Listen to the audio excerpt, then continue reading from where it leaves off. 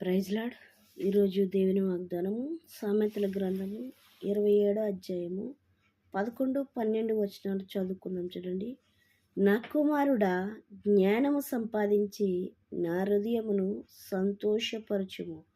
అప్పుడు నన్ను నిందించు వారితో నేను ధైర్యముగా మాట్లాడుదును. బుద్ధిమంతుడు అపాయము వచ్చుట చూచి దాగును. జ్ఞానము లేని వారు యోచింపక ఆపదలో పడుదురు. అసలు కష్టాలు రావడానికి కారణం ఏంటంట? మన దగ్గర జ్ఞానము లేకపోవడం. ఏంటండి? మన దగ్గర జ్ఞానము లేకపోవడం వల్ల, బుద్ధి లేకపోవడం వల్ల ఏమొస్తున్నాయంటండి? కష్టాలు వస్తున్నాయంట. అందుకు మనం ఏమైపోతున్నామంటే ఆపదలో పడేవారిగా ఉంటున్నాం కదండి. ఆపదలో పడేవారిగా ఉంటున్నాం. బుద్ధిమంతుడు అపాయము వచ్చుట చూచి దాక్కును. అపాయం వస్తుందని తెలిసినప్పుడు నీకు బుద్ధి ఉంటే, జ్ఞానం ఉంటే ఏం చేస్తావంట? దాక్కునేవాడిగా ఉంటావంట. బుద్ధి జ్ఞానము లేకే కదండి ఏమైపోతున్నాం? జ్ఞానము లేని వారు యోచింపక ఆపదలో పడుదురు. ఏమి లేనివారు? బుద్ధి జ్ఞానము లేనివారు యోచింపక, ఇది మంచి ఇది చెడు అని ఆలోచన లేక, జ్ఞానము లేక, బుద్ధి లేక ఏమైపోతున్నారంట? ఆపదలో పడేవాడిగా ఉంటున్నారంట. అయితే వాక్యముతో నీతో మనందరితోటి మాట్లాడుతున్నాడు. ఏమని మాట్లాడుతుందంటే, నా కుమారుడా, జ్ఞానము సంపాదించుకో అంటున్నాడు. జ్ఞానం ఎక్కడుందంట? దేవుని దగ్గర ఉన్నదండి. నీకు ఏది కావాలన్నా దేవుని దగ్గర ఉన్నదండి. ఖచ్చితంగా దేవుడు ఇవ్వగలిగిన వాడు. కానీ నువ్వు ఏం చేయాలంట? అడిగేదానిగా, అడిగేవారిగా ఉండాలి. ప్రభువా, నేను ఈ లోకంలో ఉన్నాను. ప్రభువా, నేను ఈ లోకంలో బ్రతుకుతున్నాను కాబట్టి ప్రభువా, నాకు జ్ఞానాన్ని దయచేయి ప్రభువా. నీకు బ్రతకడం నేర్పించు ప్రభువా.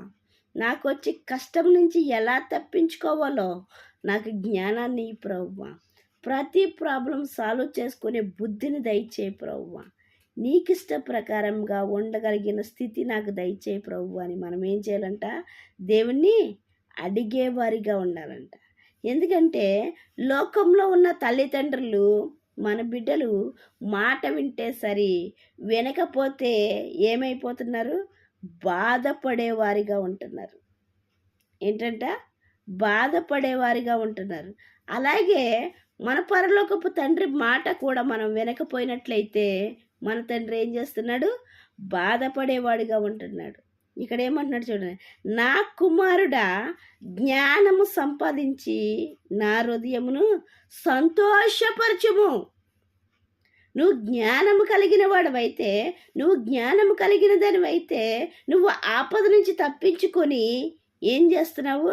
సన్మార్గములో నడిచేదానిగా ఉంటావు. ఆపద రాకుండా, ఆపద వచ్చినప్పుడు తప్పించుకొని సన్మార్గంలో నడిచేవాడిగా ఉంటావు. కాబట్టి అప్పుడు నాకేం కలుగుతుంది అంటున్నాడో? దేవునికి ఏం కలుగుతుందంట? సంతోషము కలుగుతుందంట.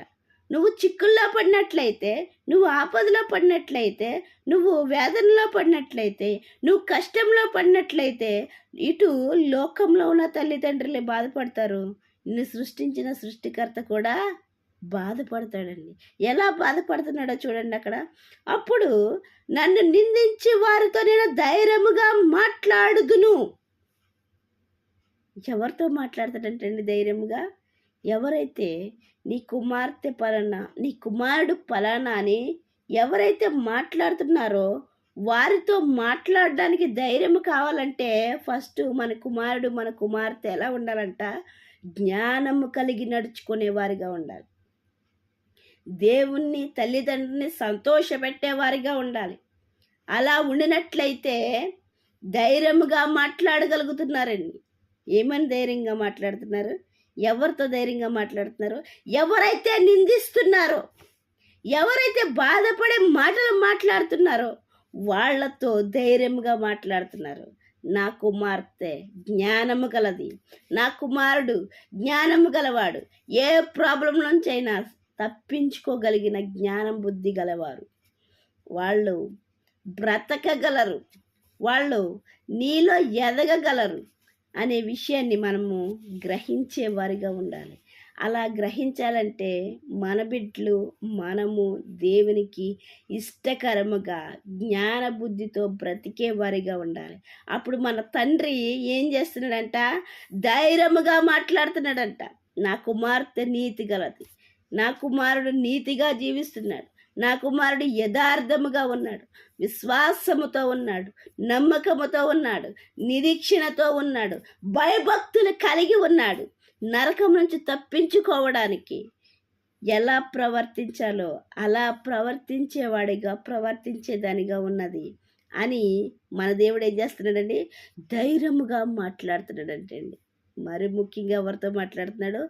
సాతానుతో మాట్లాడేవాడిగా ఉంటాడు మన దేవుడు. ఏమని? ధైర్యముగా. అలా ధైర్యంగా మాట్లాడడానికి మనం ఏం చేయాలంట? దేవునికి ఇష్టకరముగా జీవించేవారిగా ఉండాలి. దేవుడిచ్చే జ్ఞానాన్ని పొందుకొని ఎలా నడవాలో నేర్చుకునేవారిగా ఉండాలి. అప్పుడు ఇంకేమంటున్నాడు? బుద్ధిమంతుడు అపాయం వచ్చి చూచి దాగురును, జ్ఞానము లేనివారు యోచింపక ఆపదలో పడుదురు. నీకు జ్ఞానం ఉన్నట్లయితే ఆపదలో పడకుండా ఉంటావు. నీకు బుద్ధి ఉన్నట్లయితే ఆపదలో పడకుండా ఉంటావు. ఎప్పుడైతే బుద్ధి జ్ఞానాన్ని దేవుని యొద్ద ఉన్నాయనే విషయాన్ని గ్రహించి దేవుణ్ణి అడుగుతున్నావో అప్పుడు నువ్వు సన్మార్గంలో నడిచేదానిగా ఉంటావు. దేవుణ్ణి సంతోషపెట్టేదానిగా ఉంటావు. దేవుని సంతోషపెట్టినట్లయితే దేవుడు ధైర్యముగా మాట్లాడుతున్నాడు. నా కుమార్తె జ్ఞానము కలది, నా కుమారుడు జ్ఞానము గలవాడు అని దేవుడు ధైర్యంగా మాట్లాడుతున్నాడు. అయితే వాక్యంతో నీతో నాతో మాట్లాడుతున్నాడు. మనం దేవుని సంతోషపెట్టేవారిగా ఉన్నామా? దుఃఖపెట్టేవారిగా ఉన్నామా? దేవునికి ఇష్టము కానివి చేసి ఆయన్ని బాధ పెట్టేవారిగా ఉన్నామా? ఆయన్ని ఏంటంట భయభక్తులు కలిగి ఉండేవారిగా ఉన్నామా? వాక్యంతో నీతో నాతో మాట్లాడుతున్నాడు. ఇంకా ఒకవేళ బాధ పెట్టేవారిగా ఉన్నట్లయితే ఇప్పుడైనా మార్చుకునేవారిగా ఉందాం. దేవుడిని సంతోషపెట్టేవారిగా బ్రతుకుదాం. దేవుడి చిన్న పరిశుద్ధ వాక్యం దీవించిన గాక. వాక్య పరిచర్యలో మీ సహోదరి